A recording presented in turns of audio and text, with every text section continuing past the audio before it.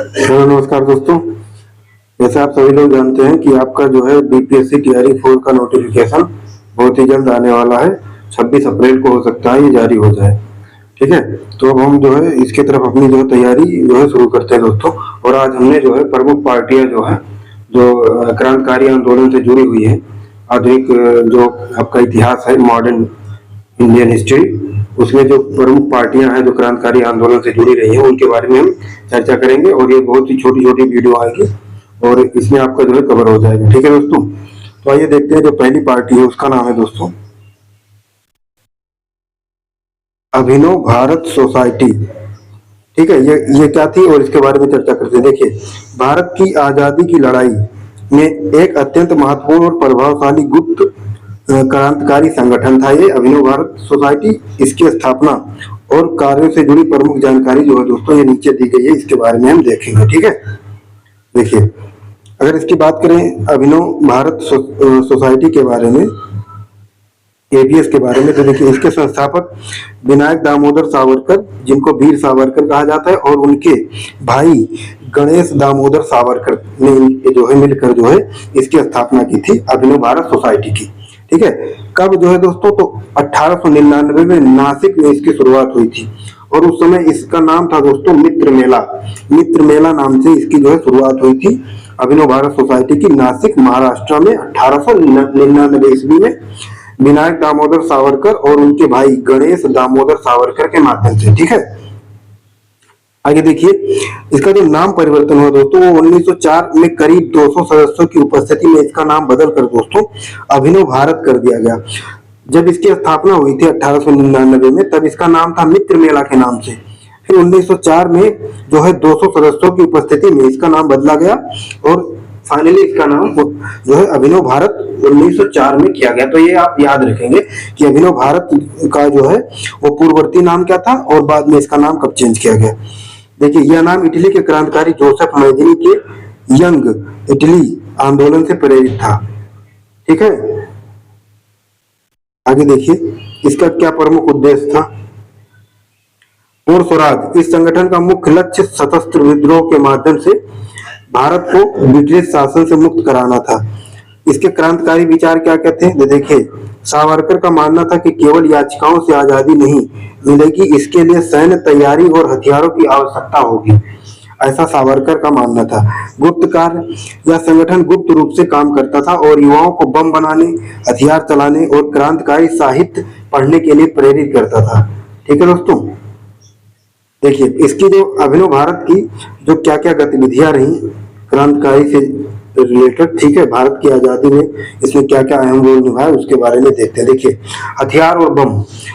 सावरकर जब लंदन गए तो वहां से उन्होंने इंडिया हाउस के माध्यम से हथियार, भारत में हथियार और क्रांतिकारी किताबें जैसे the Indian war of independence 1857 गुप्त रूप से इन्होंने जो है भेजी वहां से, लंदन से, जब ये लंदन गए थे सावरकर। ठीक है, नासिक षड्यंत्र के जो 1909 में हुआ, अभिनव भारत के सदस्य अनंत लक्ष्मण कान्हेरे ने नासिक के जिला मजिस्ट्रेट एमएमटी जैक्सन की गोली मारकर हत्या कर दी थी।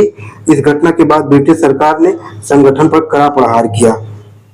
सावरकर की गिरफ्तारी, जैक्सन हत्याकांड की जांच के बाद सावरकर भाइयों को गिरफ्तार कर लिया गया और उन्हें काला पानी यानी कि अंडमान निकोबार जेल की सजा सुनाई गई। ठीक है दोस्तों, अब इसके संगठन का इसका अंत कैसे हुआ, एबीएस यानी कि अभिनव भारत सोसाइटी का अंत कैसे हुआ, तो इसे प्रतिबंध 1909 से 1910 के आसपास ब्रिटिश सरकार ने इसे एक अवैध और विद्रोही संगठन घोषित कर दिया था।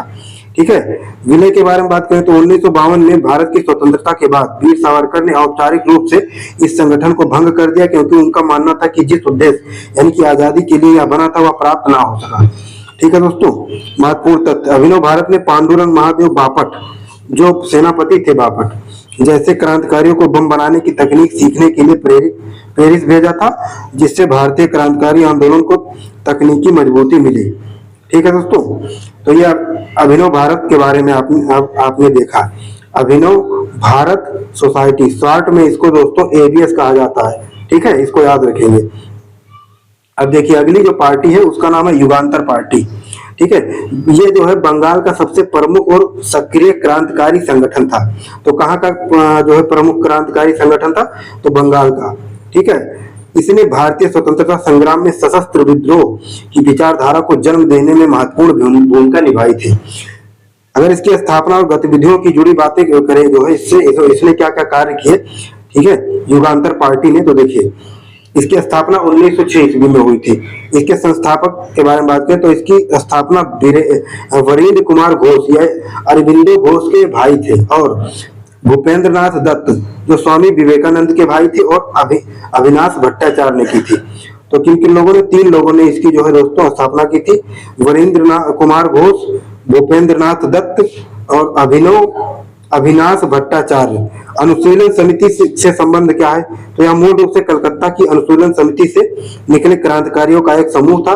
जब अनुशीलन समिति के कुछ सदस्य केवल शारीरिक प्रशिक्षण तथा सीमित नहीं रहना चाहिए, मतलब कह रहा है कि अनुशीलन समिति के कुछ सदस्य केवल जो है शारीरिक प्रशिक्षण तक सीमित नहीं रहना चाहते थे, तब उन्होंने युगांतर के माध्यम से सक्रिय क्रांतिकारी की राह चुनी थी, ठीक है।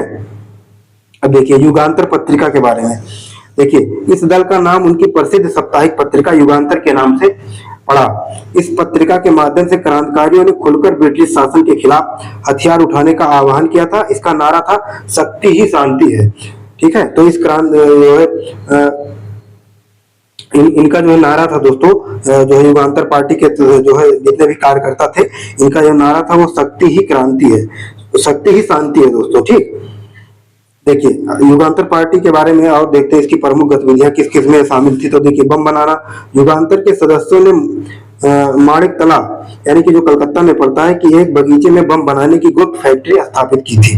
अलीपुर षड्यंत्र केस भी इसी से जुड़ा है दोस्तों, जो 1908 की घटना थी। देखिए खुदीराम बोस और प्रफुल्ल चाकी द्वारा मुजफ्फरपुर के जज किंग्स फोर्ट पर किए गए हमले के बाद पुलिस ने युगांतर के ठिकानों पर छापा मारा। इसके बाद वरींद्र घोष और अरविंदो घोष सहित कई नेताओं पर केस चला गया, मतलब केस चला, ठीक है।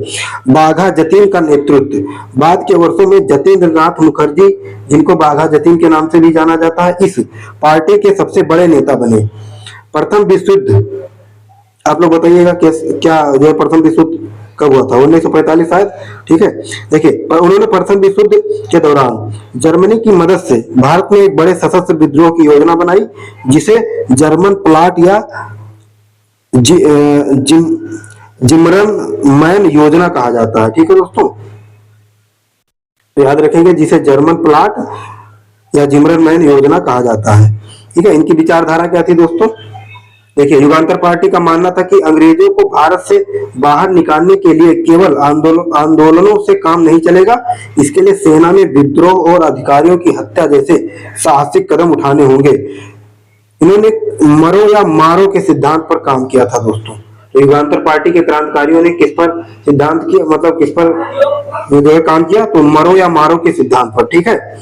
अब देखिए प्रमुख क्रांतिकारी कौन कौन थे, अगर इससे बात करें युगांतर पार्टी के, तो देखिए इस संगठन के कई महान देशभक्त भी जुड़े जिनमें प्रमुख है खुदीराम बोस, ठीक है, प्रफुल्ल चाकी, रास बिहारी बोस, जिन्होंने बाद में आजाद हिंद फौज की नींव में मदद की थी, रास बिहारी बोस ने, ठीक है। और एक है बाघा जतीन, ठीक दोस्तों।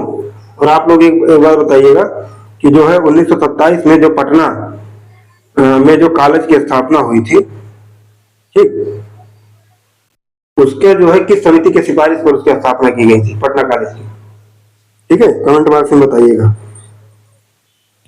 देखिए और रोचक तथ्य के बारे में बात करें तो देखिए एक रोचक तथ्य, युगांतर पार्टी के सदस्य इतने संगठित थे कि इन्होंने न केवल बंगाल बल्कि उत्तर भारत और विदेशों जैसे अमेरिका और यूरोप में भी भारतीय क्रांतिकारियों के साथ संपर्क स्थापित कर लिया था। 1930 के दशक के बाद यह संगठन धीरे धीरे भारतीय राष्ट्रीय कांग्रेस यानी कि INC इंडियन नेशनल कांग्रेस के भीतर स्वराज की धारा में विलीन हो गया, ठीक है दोस्तों। बात करते हैं अनुशीलन समिति के बारे में। देखिए अनुशीलन समिति 20वीं सदी की शुरुआत में बंगाल में बनी सबसे पहली और सबसे महत्वपूर्ण क्रांतिकारी संस्था थी। तो याद रखना बंगाल में जो बनी जो है सबसे पहली 20वीं शताब्दी में सबसे पहली और सबसे महत्वपूर्ण क्रांतिकारी संस्था अगर कोई है तो वो अनुशीलन समिति है, ठीक है दोस्तों। इसका मुख्य उद्देश्य सशस्त्र विद्रोह के माध्यम से भारत को ब्रिटिश शासन से मुक्त कराना था। ओके दोस्तों, देखिए यहाँ इसके स्थापना और कार्यप्रणाली से जुड़ी जो है प्रमुख जानकारी दी गई है। ठीक है, आइए बात करते हैं स्थापना के बारे में। तो इसकी स्थापना 1902 ईस्वी में हुई थी। इसकी स्थापना परमथनाथ मिश्र, पीएन मित्रा जिनको कहा जाता है, ने की थी। उनके साथ जतीन्द्र नाथ बनर्जी और बरेंद्र कुमार घोष जैसे क्रांतिकारी भी शामिल थे। ठीक है दोस्तों, तो इसकी स्थापना है परमथनाथ मित्र या पीएन मित्रा जिसको कहा जाता है, उनके साथ थे आपके जतीन्द्र नाथ बनर्जी और बरेंद्र कुमार घोष। इसकी शाखाओं की बात करें तो इसके दो प्रमुख शाखा थी, एक तो कलकत्ता अनुशीलन समिति और एक ढाका अनुशीलन समिति। ढाका यानी कि आज का बांग्लादेश की जो राजधानी है। ठीक, उस समय जो है बंगाल विभाजन नहीं हुआ था, उस समय की बात हो रही है। ठीक है, इसका नेतृत्व जो है कलकत्ता वाले के जो नेतृत्व किया था वो परमथनाथ मित्र ने इसका नेतृत्व किया।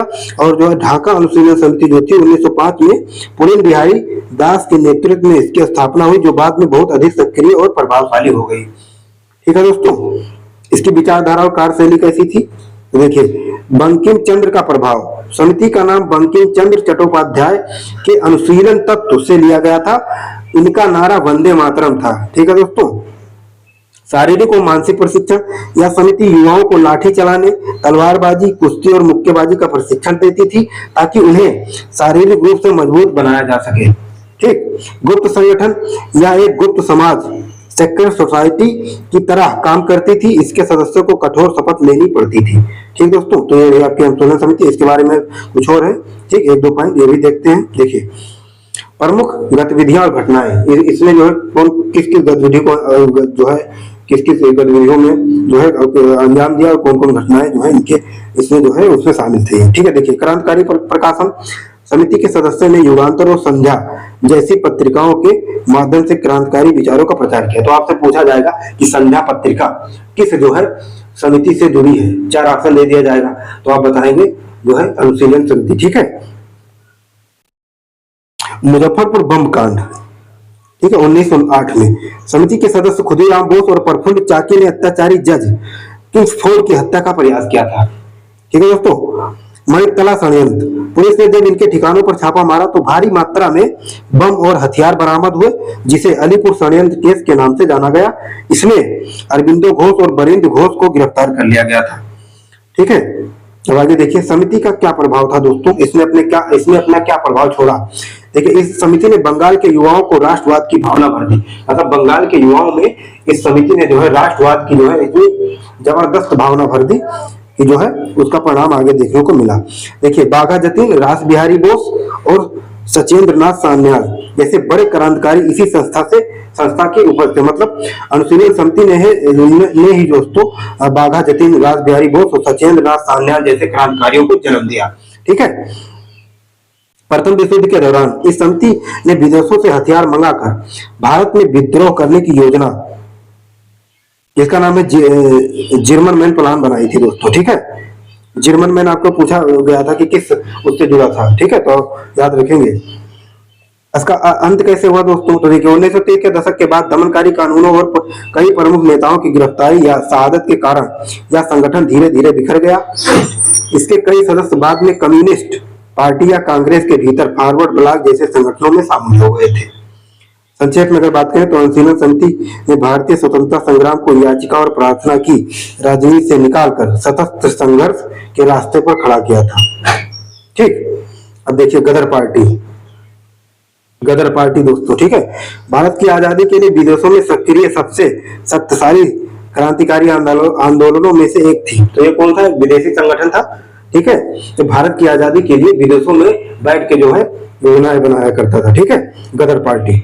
ठीक है, विदेश में रहकर भारत में जो है क्रांतिकारी आंदोलन का जो है प्रमुख सूत्रधार था। ठीक है, ये गदर पार्टी। ठीक, इसका मुख्य उद्देश्य सशस्त्र विद्रोह के माध्यम से भारत को ब्रिटिश दासता से मुक्त कराना था। ठीक है, यानी कि अंग्रेजों से आजादी दिलाना इसका प्रमुख उद्देश्य था। ठीक है, और वो किसके माध्यम से, सशस्त्र विद्रोह के माध्यम से। ठीक है, इसकी स्थापना, कार्य व प्रभाव से जुड़ी प्रमुख जानकारी।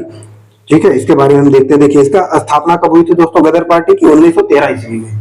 ठीक, देखिए अगर इसके संस्थापक की बात करें तो इसकी स्थापना लाला हरदयाल ने की थी दोस्तों, ठीक है। और इसके अध्यक्ष कौन थे दोस्तों, तो सोहन सिंह भाकना इसके पहले अध्यक्ष बने थे, ठीक। ये क्वेश्चन पूछा गया है पिछली बीपीएससी तैयारी में, ठीक। और मतलब बीपीएससी के कई एग्जाम में पूछा गया है कि पहले अध्यक्ष कौन थे इसके, ठीक है। मुख्यालय, इसका मुख्यालय अमेरिका के सैन फ्रांसिस्को में था, जिसे युगांतर आश्रम के नाम से जाना जाता था, ठीक है दोस्तों। यह मुख्य रूप से अमेरिका और कनाडा में बसे भारतीय प्रवासियों, विशेषकर पंजाब के सिखों और पूर्व सैनिकों का एक संगठन था। तो ये किन लोगों का संगठन था, तो जो अमेरिका और कनाडा में जो भारतीय बसे हुए थे, ठीक है, उन्होंने इसको जो है मिलकर इसका जो है स्थापना की थी, ठीक है। गदर पत्रिका, इसके बारे में देखते, देखिए पार्टी ने गदर नाम का एक साप्ताहिक समाचार पत्र निकाला, जो शुरू में उर्दू में था और बाद में गुरुमुखी, हिंदी और अन्य भारतीय भाषाओं में भी छपने लगा, ठीक है दोस्तों। इसके पहले अंक के मुख्य पृष्ठ पर लिखा होता था अंग्रेजी राज का दुश्मन।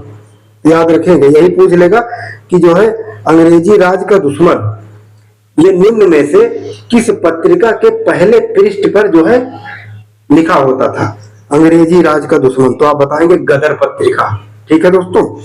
इसमें एक विज्ञापन अक्सर छपता था, जरूरत है बहादुर सिपाहियों की, इनामे मौत, इनामे शहादत, पेंशन आजादी, मैदान भारत, ठीक है दोस्तों। ये जो है एक विज्ञापन अक्सर छपता था इस पर। प्रमुख उद्देश्य और रणनीति के बारे में बात करें तो देखिए सशस्त्र विद्रोह, इनका मानना था कि अंग्रेज प्रथम विश्व युद्ध 1914 और 18 में फंसे होंगे, तब भारत में विद्रोह कर आजादी हासिल की जा सकती है, ठीक है दोस्तों। इनका मानना ऐसा था कि मतलब यही समय है, उधर अंग्रेज प्रथम विश्व युद्ध में फंसे हैं और इधर भारत में एक क्रांतिकारी आंदोलन को हवा दे दी जाए, ठीक है दोस्तों। यह पूरी तरह से एक धर्मनिरपेक्ष सेकुलर संगठन था, इसमें हिंदू, मुस्लिम, सिख सभी कंधे से कंधे मिलाकर काम कर रहे थे, ठीक है दोस्तों। 1915 का गदर विद्रोह विफलता, क्यों हुई इसकी विफलता, ठीक है। गदर पार्टी के हजारों सदस्य भारत वापस आए ताकि भारतीय सेना के सैनिकों के साथ मिलकर विद्रोह कर सके। करतार सिंह सराभा और रास बिहारी बोस इसके प्रमुख रणनीतिकार थे। विद्रोह की तारीख 21 फरवरी 1915 तय की गई थी, लेकिन एक गद्दार जिसका नाम था कृपाल सिंह ने पुलिस को सूचना दे दी, जिससे यह योजना विफल हो गई। इसके बाद कई क्रांतिकारियों को अंग्रेजों ने फांसी दे दी और कई को उम्र कैद, यानी कि काला पानी जो अंडमान निकोबार में जो है पड़ता है, वहां उसके जो है कई क्रांतिकारियों को वहां काला पानी जेल की सजा कर दी गई अंग्रेजों के द्वारा, ठीक है। काला पानी जेल भेज दिया गया और 21 फरवरी 1915 को यह घटना जो है विफल हो गई थी। मतलब ये तारीख तय हुई थी 21 फरवरी 1915 को कि इसी डेट जो है हम विद्रोह करेंगे, ठीक है। लेकिन एक गद्दार जिसका नाम था कृपाल सिंह, उसने जो है पुलिस को सूचना दे दी और ये योजना जो है वो आगे बढ़ ना सकी, कार्यान्वित ना हो सकी और वही विफल हो गई, ठीक है। देखिए इसके प्रमुख नेता कौन से थे दोस्तों गदर पार्टी के, तो देखिए लाला हरदयाल, सोहन सिंह भाकना, करतार सिंह सराभा, भगत सिंह इन्हें अपना गुरु मानते थे, ठीक है दोस्तों। तो भगत सिंह के गुरु करतार सिंह सराभा मतलब मानते थे, ठीक है। भगत सिंह इन्हें अपना गुरु मानते थे, करतार सिंह सराभा को। बरकतुल्लाह थे दोस्तों, भाई परमानंद और विष्णु गणेश पिंगले भी इसमें शामिल थे दोस्तों, ठीक है। देखिए आपने बीपीएससी का पैटर्न देखा होगा, सतही ज्ञान नहीं पूछता है, ठीक है। सतही ज्ञान आपको ऑथेंटिक किताब फॉलो करनी पड़ेगी सिलेक्शन के लिए, ऑथेंटिक बुक्स, ठीक है। ऑथेंटिक बुक्स आपको फॉलो करनी पड़ेगी, ठीक है। बड़े बड़े भोप आए और चले गए इधर उधर से पढ़ के, ठीक, लगना पड़ेगा मन से, तब आपका एक सीट पक्की होगी, ठीक है। अब देखिए पार्टी का महत्व, और आयोग के अध्यक्ष ने भी तो कह दिया है कि भाई साहब हमें जो है क्लीन चाहिए, एकदम घुस के पढ़ना पड़ेगा आपको, ठीक है। सतही ज्ञान से कुछ होने वाला नहीं है और अभी आपके समय है, दबा के मेहनत कीजिए और सिलेक्शन लीजिए। देखिए गदर पार्टी का महत्व, भले ही 1915 का विद्रोह सफल ना हो पाया हो, लेकिन गदर पार्टी ने दुनिया भर में भारतीय स्वतंत्रता की गूंज पहुंचाई। इसने साबित कर दिया कि भारतीय केवल देश के भीतर ही नहीं बल्कि 7 समंदर पार भी अंग्रेजों की जड़ें हिलाने की क्षमता रखते हैं, ठीक है दोस्तों। एक रोचक तथ्य, कामा गाटामारू कांड 1914 की घटना ने गदर पार्टी के सदस्यों को और अधिक उग्र कर दिया था, जिसके बाद उन्होंने भारी संख्या में भारत लौटने का फैसला किया था। ठीक है, क्रांतिकारियों में जो है कामा गाटू मारू एक प्रकरण था, जहाज कांड था ये 1914 में। तो वहां जो है इस घटना ने जो है दोस्तों, जो विदेश में रहने वाले क्रांतिकारी थे, जो गदर पार्टी से जुड़े थे, ठीक है, और विभिन्न संगठनों से जुड़े थे, उन्होंने आग भड़का दी उनके अंदर इस कामागाटू प्रकरण ने। ठीक है, फिर उन्होंने जो है भारी संख्या में लौटने का, भारत में लौटने का और यहाँ जो है विद्रोह जो है और उग्र करने का जो है फैसला किया। ठीक, अब देखिए कामागाटू प्रकरण क्या था दोस्तों, इसके बारे में चर्चा करते हैं। देखिए कामा गाटामारू प्रकरण 1914 भारतीय स्वतंत्रता संग्राम के इतिहास की एक अत्यंत महत्वपूर्ण और दुखद घटना है ये। ठीक है, यह मुख्य रूप से कनाडा के सख्त आप्रवासन कानूनों इमिग्रेशन लॉज और भारतीयों के साथ होने वाले भेदभाव से जुड़ी थी। ठीक है, इसके पृष्ठभूमि और शुरुआत के बारे में बात करें तो कामा गाटामारू क्या था, तो यह एक जापानी जहाज था। मुख्य व्यक्ति इसे बाबा गुरदीप सिंह, जो एक समृद्ध भारतीय व्यापारी थे, उन्होंने इसको जो है किराए पर लिया था दोस्तों। ठीक है, आगे देखिए उद्देश्य क्या था इसका, कि ब्रिटिश सरकार ने उस समय कॉन्टिन्यूअस जर्नी नामक एक कानून बनाया था, जिसके तहत कनाडा वही भारतीय जा सकते थे जो सीधे भारत से यात्रा करके आए हों। क्योंकि उस समय भारत से कनाडा के लिए कोई सीधी जहाज सेवा नहीं थी, इसलिए यह भारतीयों को रोकने का एक तरीका था अंग्रेजों के द्वारा। ठीक है, बाबा गुरदीप सिंह इस कानून को चुनौती देने के लिए हांगकांग से जहाज रवाना किया। हांगकांग क्या है दोस्तों, एक देश है, वहां से बाबा गुरदीप सिंह ने इस कानून को चुनौती देने के लिए कामागाटू नामक जहाज पर बैठकर वहां से प्रस्थान किया था। ठीक है, यात्रा का सफर जहाज हांगकांग से रवाना हुआ और उसमें कुल 376 यात्री थे, ज्यादातर सिख और पंजाबी मुस्लिम। ठीक है दोस्तों, देखिए जब जहाज मई 1914 में कनाडा के वैंकूवर बंदरगाह पर पहुंचा तो कनाडाई अधिकारियों ने यात्रियों को उतरने से मना कर दिया। जहाज करीब 2 महीने तक समुद्र के किनारे खड़ा रहा। यात्रियों को भेजने, भोजन और पानी की भारी किल्लत का सामना करना पड़ा। अंततः कनाडाई नौसेना ने के दबाव में जहाज को वापस लौटने पर मजबूर होना पड़ा।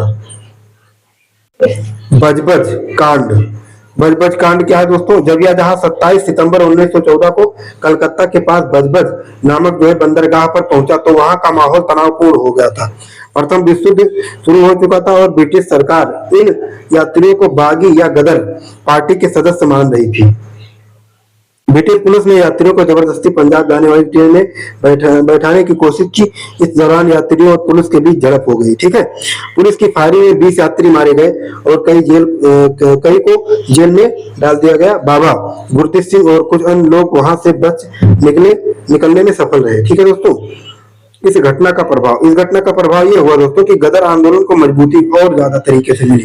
इस घटना ने विदेशों में रह रहे भारतीय, जैसे विशेषकर अमेरिका और कनाडा में के गुस्से को भड़का दिया। बाद में गदर पार्टी ने भारत में सशस्त्र विद्रोह करने का अंतिम फैसला लिया।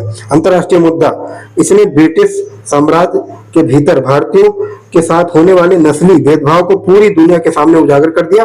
राष्ट्रवाद का संचार, इस दुखद घटना ने पंजाब और पूरे भारत में अंग्रेजों के खिलाफ नफरत और आजादी की भावना को और तीव्र कर दिया। ठीक है दोस्तों, तो ये आपकी जो है देखिए याद करने का जो प्रमुख बिंदु है। देखिए वर्ष 1914, जहाज का नाम कामा गाटामारू, जो एक जापानी जहाज था। नायक कौन थे, तो बाबा गुरदीप सिंह। और बंदरगाह कौन था, वैंकूवर कनाडा से ये रवाना हुआ था और बजबज नामक स्थान पर आकर रुका था। ठीक है दोस्तों, विशेषतः वर्ष 2014 में इस घटना के 100 साल पूरे होने पर भारत सरकार ने इसकी याद में स्मारक सिक्का जारी किया था। साथ ही कनाडा के प्रधानमंत्री जस्टिन ट्रूडो उस समय के, ठीक है, ने 2016 में संसद में इस घटना के लिए औपचारिक रूप से माफी भी मांगी थी दोस्तों। ठीक है, और अब बताइएगा आप लोग कि कनाडा के वर्तमान में प्रधानमंत्री कौन है। ठीक है, कमेंट बॉक्स में बताइएगा। तो ये दोस्तों आपके कुछ जो है प्रमुख क्रांतिकारी पार्टियां थी, उसके बारे में हमने चर्चा की। ठीक है, आप लोग फीडबैक जरूर दीजिएगा कि ये प्रयास मेरा कैसा लगा। ठीक है, और चैनल से आप लोग जरूर जुड़िएगा। ठीक है, ताकि आपको जो है ऐसे ही महत्वपूर्ण जो है वीडियोज आपको मिलती रहे। ठीक है दोस्तों, तो मिलते हैं दूसरे वीडियो में किसी नए टॉपिक के साथ। तब तक के लिए नमस्कार, जय हिंद, जय भारत, धन्यवाद।